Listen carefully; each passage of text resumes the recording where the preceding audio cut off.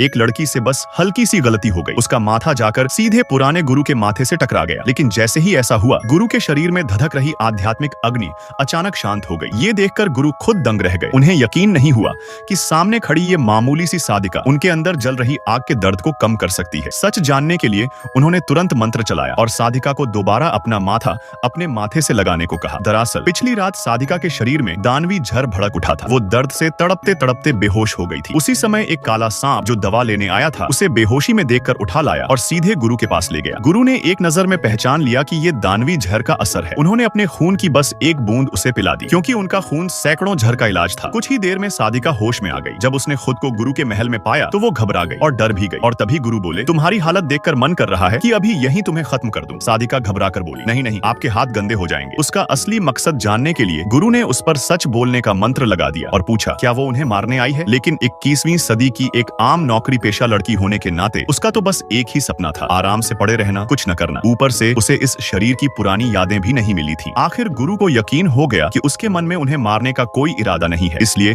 उन्होंने उसे अपने पास सेवा में रख लिया। साधिका ना चाहकर भी मजबूरी में मान गई। अगली सुबह वो समय पर ड्यूटी पर पहुंच गई, लेकिन वहां उससे पहले दो लड़कियां आकर गुरु से विनती कर रही थीं कि उन्हें दासी रख लिया जाए। साधिका हैरान थी, ये लोग खुद मौत के मुंह में क्यों आ रहे हैं? गुरु के गुस्से को देखकर तो मुझे ही नहीं पता मैं कितने दिन जिंदा रहूंगी। फिर भी उसने शिष्टाचार में उन्हें नमस्ते कर दिया। लेकिन उनका पहला डायलॉग था, अरे तुम अभी तक मरी नहीं? साधिका झल्ला कर बोली, तुम लोगों को क्या दिक्कत है? मुझे देखते ही यही क्यों बोलते हो? मैं नहीं मरने वाली, जैसे तैसे सही जिंदा रहूंगी। तभी उसे एहसास हुआ कि सामने एक अदृश्य दीवार है। वो जोर से बोली, गुरुजी मैं ड्यूटी पर आ गई। पास खड़ी दोनों लड़कियां हंसने लगी, लेकिन अगले ही पल साधिका उस दीवार को पार करके अंदर चली गई। उसे देखकर एक लड़की भी अंदर घुसने की कोशिश करती है और उछलकर दूर जा गिरती है। अंदर पहुंचते ही गुरु ने आदेश दिया कि पूरे महल की 10 बार सफाई करो। जैसे ही गुरु गए, साधिका आराम से काम चोरी करने लगी। वो सोच रही थी कि इस दुनिया में कैसे चुपचाप पड़ी रहे कि तभी काला सांप आया और उसे गुरु के ध्यान कक्ष में ले गया। वहां गुरु आध्यात्मिक अग्नि की जलन से परेशान थे। साधिका ने सोचा शायद इन्हें बुखार है। वो उनका तापमान देखने गई, लेकिन गलती से उसका माथा गुरु के माथे से टकरा गया और उसी पल गुरु के अंदर की जलती आग शांत हो गई। अब गुरु पूरी तरह चौंक गए। उन्होंने मंत्र से दोबारा इसकी पुष्टि की। करीब 15 मिनट में